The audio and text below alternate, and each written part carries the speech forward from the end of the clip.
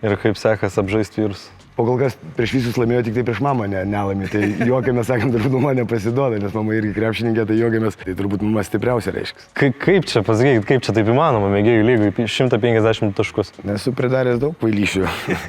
Nepasakyčiau, kad čia kvailystė. Pažinai, kad man tada atmest reakas, tai čia, žinai, aš galiu vieną koją žaisti. Abi. Dešinės. Rokas. Aurimas. Ir mūsų naujieji. Lebrono 17 laukedai. Ir žiauriai gražus kedai, juoda raudona. Tikrai žiauriai gražus kedai, aš vis dar pykstu Aurimo, kad Silas davė jam, o ne man šitas kedas. Ant suolo labai patogiai sėdis, nes kai va taip sėdi, labai nieko neaptempia, nei čiūrų. Aš manau, kad tau patogu ant suolo. O jeigu norite pamatyti apie šitos batelius šiek tiek plačiau, trumpas reportažas.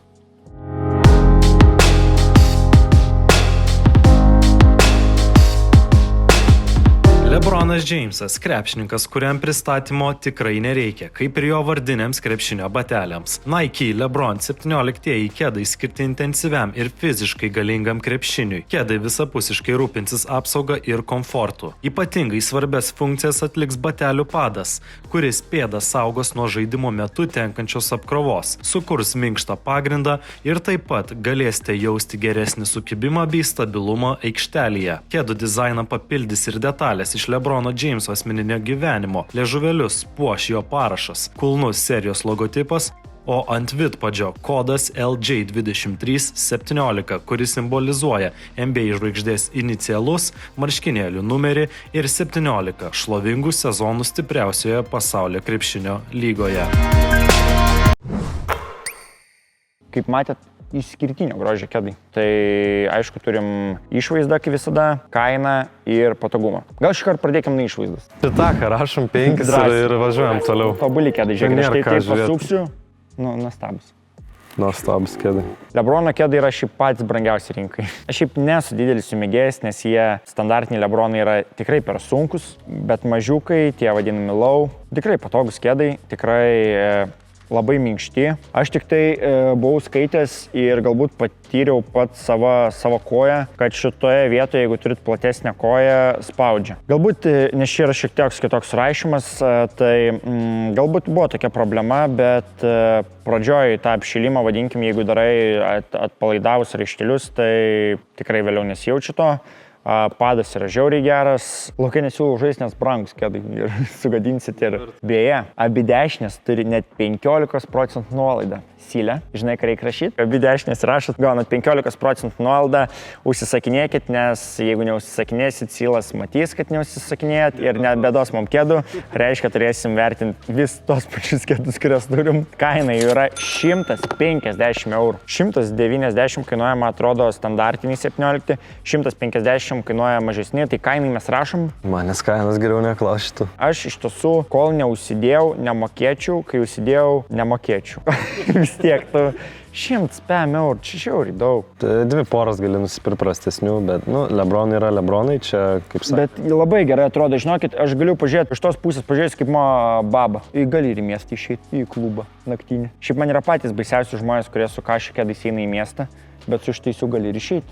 Į išleistuvės gali išeiti, į renginį gali pravesti. Tai va, galėsi savo renginius vesti. Jie yra labai praktiški, galėsite ir prie kostiumų sudėti, ir lauk išeiti. Aš vis tiek, žinokit, rašau jam už kainą 3,5. Gerai, aš duodu 2,5, tarkim. Bendrai gaunasi 3 balai už kainą, 5 už išvaizdą, patogumas. Prašau, čia tau net. Maestro, 4,5. Movėjau 2 minutės 10 sekundžių pusfinalį. Laimėjom 2 vietą, nei kiek nesigailiu. Tai bendras vertinimas 12 su pusė. Geriausias vertinimas. Aš manau, kad galbūt pavyks ir pagerinti ne tik vertinimo rekordą, bet ir galbūt mūsų iššūkio rekordą. Mūsų laidos svečias gali pagerinti, ne? Nes jis jau yra pagerinęs ne vieną rekordą, yra įmetęs 152 taškus mėgėjų lygui, bet vis tiek 152 taškai, wow. Ir, nežinau, šia tinklelis tikrai plėšęs, tai tu gal persirenk, sukaisi. Blemas, žiauriai karštą eina persirengti iš tikrųjų. O čia pas mus keliauja Dainius Novickas.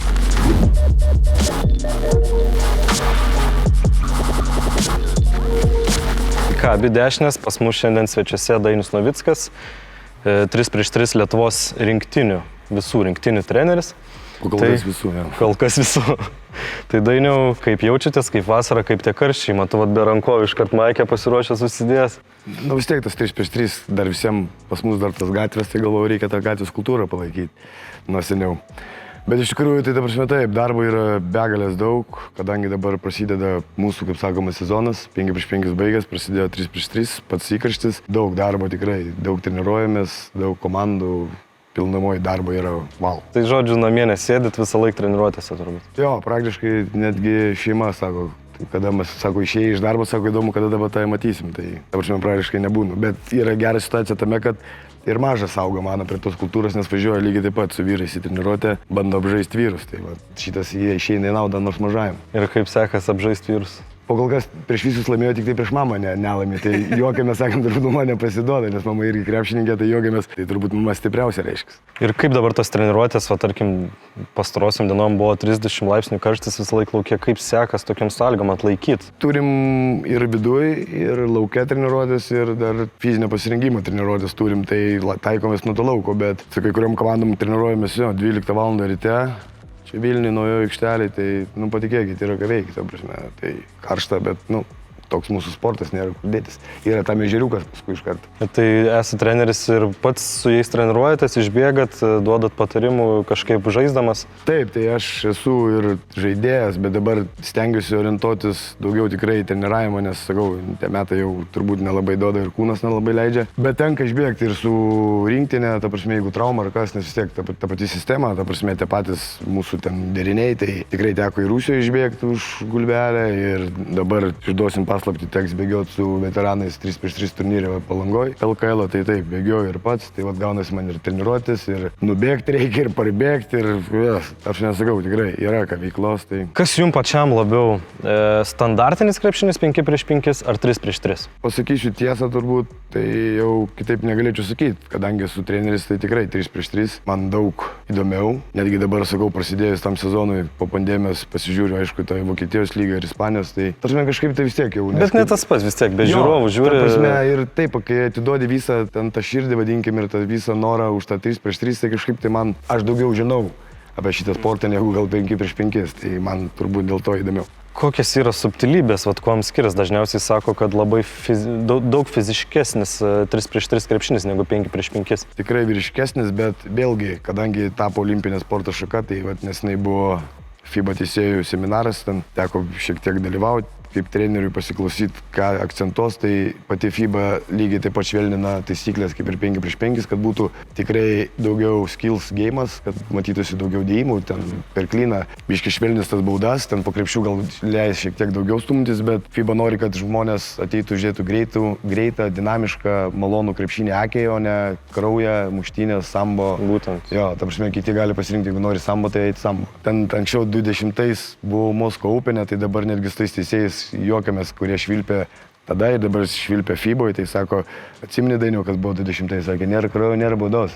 Net aš išvažiavau ligoninę su raiščiais nutrauktais, aš jo, buvo tikrai vyriškas jau būdavo. Tai žodžiu, dabar 3x3 Lietuvos rinktinės, tos trijulių tikslas pagrindinis patekti į olimpiadą. Jo, tikrai taip. Turim tikrai didelės, kaip sakoma, galimybės iš federacijos, iš olimpinio, iš mūsų asociacijos. Nereikia nieko rūpintis, reikia tik tai dirbti savo darbą ir stengtis papulti į kitos olimpiados. Aišku, dabar gaila, kad ją nukėlė iki kitų metų, bet mums nuo to, kaip aš sakau, daugiau pasirašymo, nes mes dar tikrai neturim tiek patirties, kiek turi kitos komandos, tai mums, aš manau, kiekvienas turnyras prideda savyje jėgų ir manau, tikrai mums bus parankiau šitą dalyką. Ar aš pasakydamas klysiu ar ne, kad Lietuvos rinktinė, 3x3 gan vėlai pradėjo šitą dalyką nuo kitų, tarkim, kokie serbai, kaip yra. Mes esam turbūt mažas kūdikis, kuris šiemet pradėjo atsistoti ant kojų, kai būna, kur jau eina per kažkur lenda, jau gali vaikščioti ant tų kojyčių, o ten serbai, olandai ir visas pasaulis, ta prasme, kurie jau sportuoja 10-13 metų, kurie turi ten savo netgi sporto mokyklas 3x3, tai jie jau yra tie jaunoliai 16-18 metų, kurie mums sunkus įstumtis, bet, sakau, mes jau atsistojom ant tų kojyčių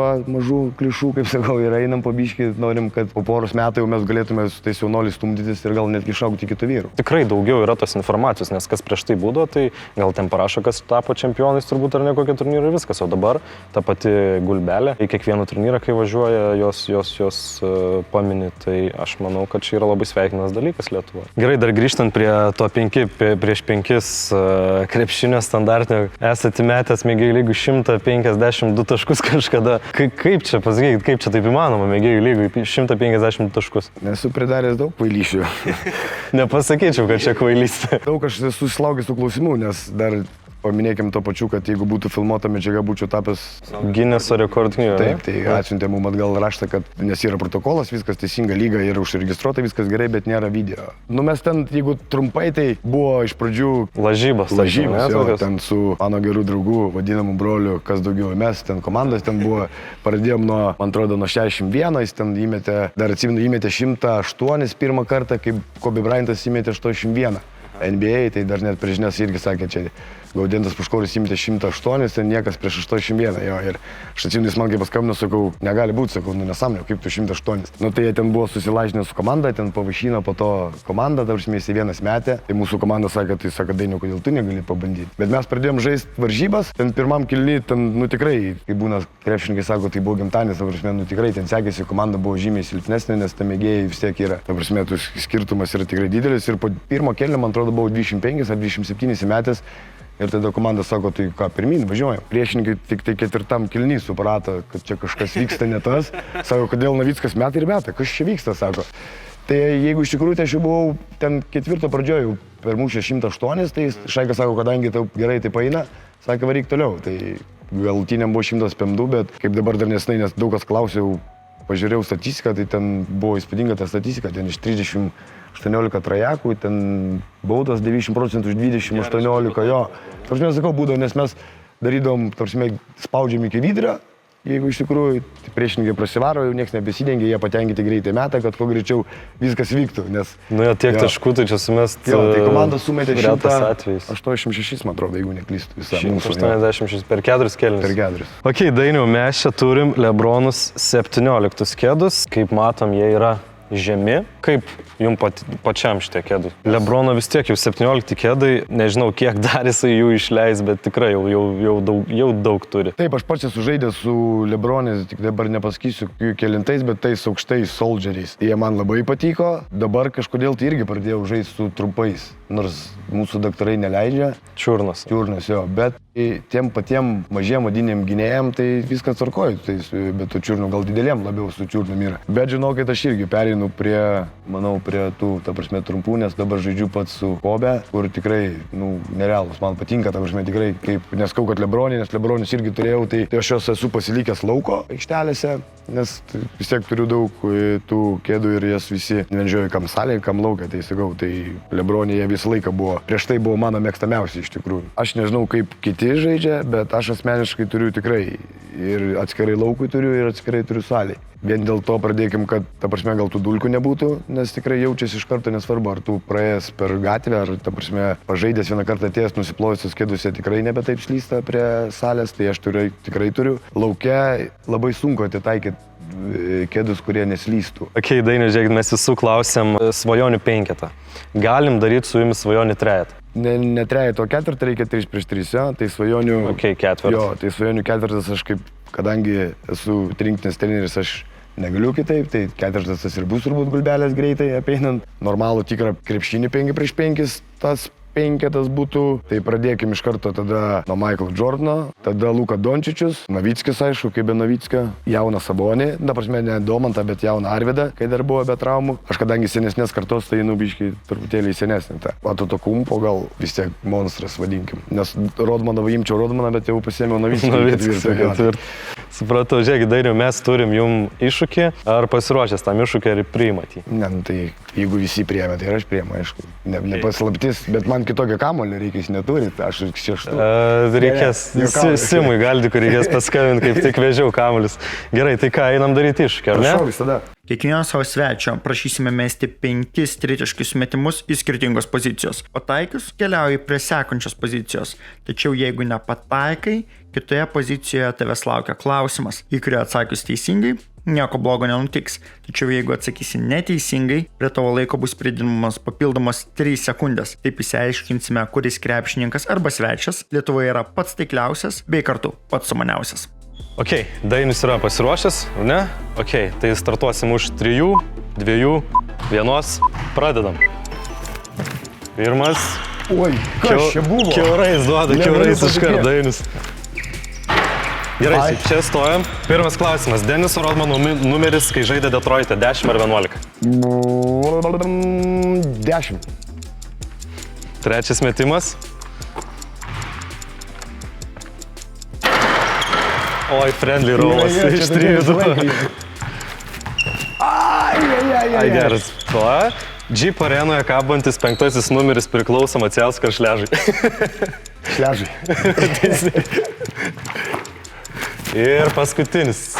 Turim. Gerai, stabdyk laiką. Tai ką, grįžom po iššūkio. Įvykdė Dainius iššūkį ir jo laikas yra 39 sekundės ir 63 šimtasios. Labai neblogas laikas Dainiau. Iš 5 3 taiklus metimai ir iš 2 gerai atsakyti klausimai. Kaip pats vertinat iššūkį? Patiko, nepatiko? Oi, tai patiko, tai fantastiškai, tik tai gal tas vienas, kur toksai ta kliurka, gal tokia biškė. Bet prieš irgi vienas buvo friendly rollas, kur tas įkrito, ne? Būčiau žinojęs laiką, ta prasme, bendrai, tai būčiau gal labiau paskubėjęs, nes nemėgstu pralaimėti, jeigu iš tikrųjų. Gerą rinktinės trenerį turi, nes vat, tokį mentalitetų reikia turbūt trenerių daugiausiai. Tikrai, gal norėtumėt pakviesti kažką į šitą iššūkį? Jo, bandyčiau, sakau, kadangi galvoju, kad turbūt iš krepšininkų mane apžais, o aš nemėgstu pralošti, tai tada kviečiam kažką tai iš tų mano draugų, su kuriais sportuojam, bet ne krepšininkai, kad tikėkime, kad yra laimėsiu, tai norėčiau pakviesti Tadą Josnikį, nes žaidžiam kartu, tai gal apmest mane. Tai gal numerį Tadą turit, galite paskambinti dabar pakviesti? Jo, taip, galiu pabandyti, paskambinti. Tai pabandom, pažiūrėsim, ar pasirašys Tadas. Pabandom. Labas, Tadai. Nu, ką papasakos? Žiūrėk, turiu tau iššūkį tokį. Primest trajakų, čia dabar laidoj filmuojam. Tai va, ir mečiau trajakus, ar tu priimsi iššūkį mane apmest trajakais? Nu, pats žinai, kad man tada atmest trajakais, tai čia, žinai, aš galiu vieną koją žaisti. Mat visi gerai, kad visi girdi, nes garsiaklai visi yra. Man gal kažkokį rimtesnį priešką, nu, jei nori, žinai, gėdos turėtum, tai galime, žinai. Ne, nu aš kaip tik, matai, supranti, pagalvojau tokių variantų, žinai. Galvojau, kad aš kaip tik nekviesiu krepšininko, nes man bus gėda pralošti, bet, nu, jeigu, nu, tu žinai, kad tau man tikrai negėda pralošti. Kiek įmetė, o kiek metė ir kiek įmetė? Vat ateisi, pamatysi, nepradėsi. Pagal laiką. Bet čia, tu sakau, nu, tu žinai, kad aš tau tikrai nebijau pralošti, tai dabar vis tiek mes jau kažkaip susitarsim. Priima, važiuoju. Na, все, davai, bučkės, iki. Gerai, iki. Turim Tadą, bandys Tadas, kaip sakė, vieną koją. Vieną koją, jis tik vieną turi. Kita traumuota visą laiką, tai vieną tik ir turi. Supratau, gerai, tada ačiū Dainiau dar kartą, kad dalyvavot, buvo labai linksma. Ačiū jums. Mūsų bateliai čia atsirado ne iš bet kur, o iš mūsų nuostabių rėmėjų. Kaip ir mes su Roku nebūtume čia be jų, tai yra Silalta. ir aišku, BetSafe'as. Ir taip pat Roko mylimas ir grožį lepinantis vyrų taškas. Visas mūsų laidas galite rasti YouTube, BetSafe'o, būtinai dalinkit, komentuokit, laikinkit, viską rašykit gerai, dėkit laikus. Mintį kokią Rokai pabaigai. Dėkui.